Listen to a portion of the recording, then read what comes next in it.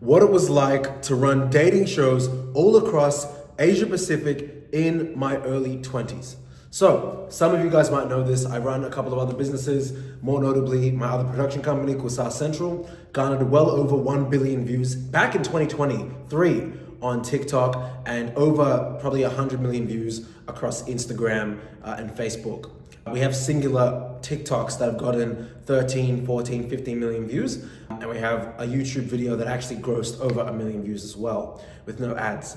Based in Australia, which in Australia, that's a more rare thing. In America, there's a lot of videos that get millions of views. In Australia, it's not that popular. So we've been followed by big media organizations since 2023.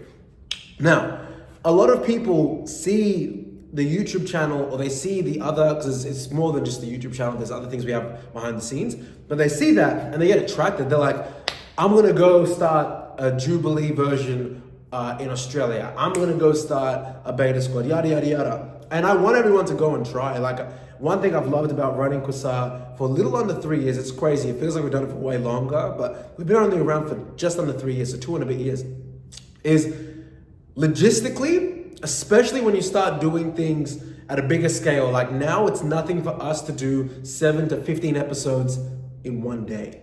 Logistically, to pull these kinds of things off, like it's so logistically heavy. Like imagine you have a cast of 100 people, maybe 15 or so that have met you before or have met some of your business partners or staff for this venture.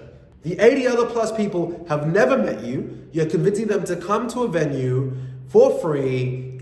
Also to sign a certain agreement so people know that they're protected when they're getting videos created and they're going viral, etc.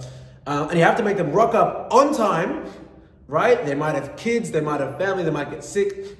And you only have one period of time throughout that whole day to record this episode with X amount of people. Because once that time segment finishes, you have to go to the next episode. Otherwise, other people now are waiting. And you have to do 10 of that in a day. 10 episodes in a day, versions of that. So I've learned a few things.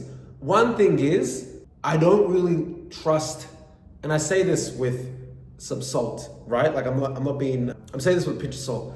Don't ever, especially in production, take people's word, unfortunately, as bond. I know that sounds a bit negative and a bit like kind of doomsday, but it's not that they don't intend to do the right thing or they don't intend to miss a shoot date or rock up late or come on time, whatever.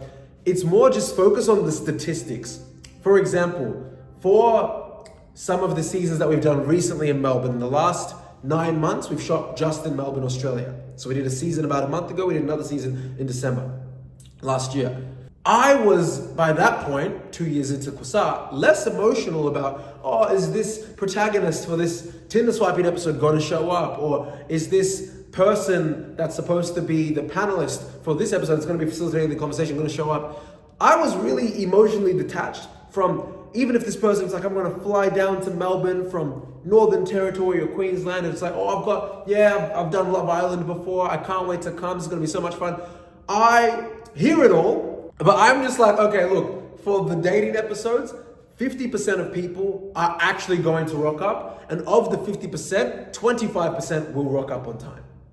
So therefore, instead of saying we're going to start at 10 a.m., which is the original start time, I'm going to say arrival time is 9 a.m., start time is 9:45 a.m. So the people that are late are actually going to come at 10 a.m. And we're going to get the whole thing done, right?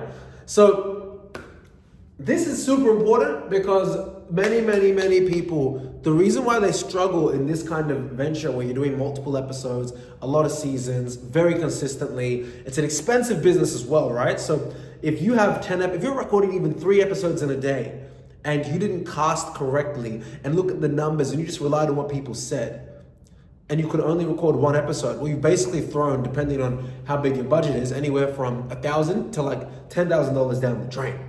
Right? So that's one thing.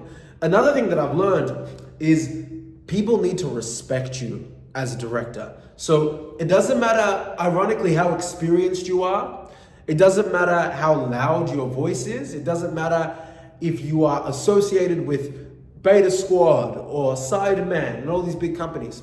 Your ability to actually be likable but firm is correlative to your ability to lead a large amount of strangers on the spot. And you guys have to understand, like, especially when we've done seasons in other countries, this complexity raises by like another 2x. Because when we went to Bali, the average age for our Bali season, which we did in July of last year, about a year ago, time flies, I'm gonna stiff back, was like maybe like 33, 34, okay? So like, these are people in a different country.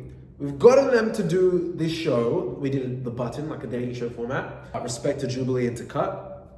And I, at the time 24, had to build enough connection, relationship, etc. with each cast member so they could feel that I was competent enough as an individual to get what was 9 episodes done in one day in Bali.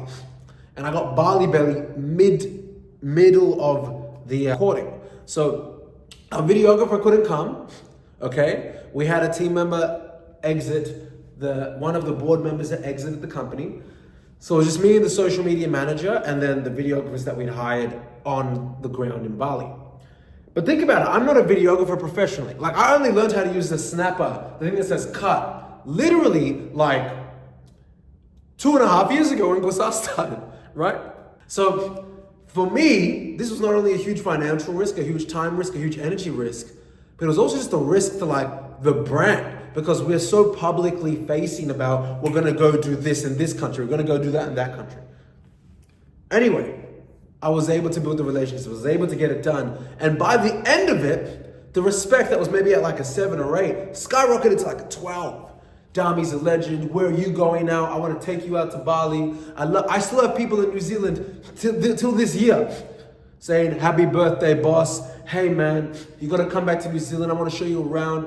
I loved working on the platform. And they still have a very strong emotional connection to it. So being a director or a creative director, it sounds cool, but people don't actually understand like the raw strategic EQ and fortitude psychologically, mentally required to pull these things off consistently. Because logistically, it's not only expensive, it's so like messy logistically, and our stuff is organized. Don't get me wrong, like we have KPIs, we have recruiters, and like there's a process, and we hit it pretty much every time. And when we don't hit it, we have backup episodes, which brings me to my third point. If people don't come, don't just cry and complain, man, this person didn't come, they were supposed to be on this episode, we can't do this episode anymore. Bro, have backup episodes. When we were going to New Zealand, February of last year, okay? Our casting was not going very well. There was all kinds of problems. Social media manager couldn't come. Another part of the company couldn't come. It was me. I just came out of something personal, and like 2-3 days a week before. And there was some issues. Like a lot of people in New Zealand thought we were a scam before we even came down to their country. In Auckland, before we came down to Auckland. And what happened was, once we got there, the venue doors weren't even open. The venue doors weren't even open. We had cast members standing in front of the building. I was like, this venue that we've hired is not even that organized. These guys aren't even open. We had to wait like another 20-30 minutes. So the setup was delayed. We weren't able to get into the episodes. And you know, part of the psychology is we keep music on in between like cuts just to keep the energy high, right? So nonetheless, because I'd on the plane ride to New Zealand created backup episodes, we ended up using like 2 or 3 of the backup episodes, and we were able to get a pretty good season done. I think it was like 5 to 7 episodes, but there were 5 to 7 solid episodes. It was a pretty decent season. Made some YouTube AdSense. Grew the brand to that part of Asia Pacific. That was our first Asia Pacific expansion. But yeah, you know, building a legit production company that has layers to it, which I'm gonna jump a bit more private, but has layers to it, it's definitely tricky because there's no real handbook for it. You know, like marketing agency model, it's hard, but there's like at least 100 gurus that you can pay to learn more about building a marketing company. You know, NDIS, it's a government incentive scheme. You can hire someone for consulting. Drop shipping, there's 1,000 drop shipping coaches. But building a production company that literally has garnered international attention because it's given a lot of Gen Z, Gen Alpha, and Millennial Australians a way independently to have access to a platform that can occasionally go super viral that doesn't have a rule book. And that, I think, is probably one of my most, in terms of the definition of entrepreneurship, instead of like being a business guy, probably one of my most entrepreneurial businesses that have really tested my ability to problem solve. And I'm forever thankful for Kusar, because for me, like, every time, if I say yes to a business opportunity or like an extension of my agency, it's something that I think I'm going to be putting at least 10 years into. And I'm fortunate that I developed that mindset young. So when I started Kusar officially at 22, I'm like, I'm going to give this at least 10 years before I realized if it was good or bad, right? So to have this much momentum, it was still a small channel. Like, at the time of this, sub 13K followers on YouTube, but like heaps on TikTok, over 30K on TikTok, and a lot on Instagram as well. But yeah, I'm just grateful for the skill set that I've been able to develop with it, because it gives me an eye to things that I wouldn't have been able to read from a book or from another business model, because this model in and of itself is its own model. You create the model. So it's been very interesting, very rewarding, but those are a few things I can let you know about running an independent production company.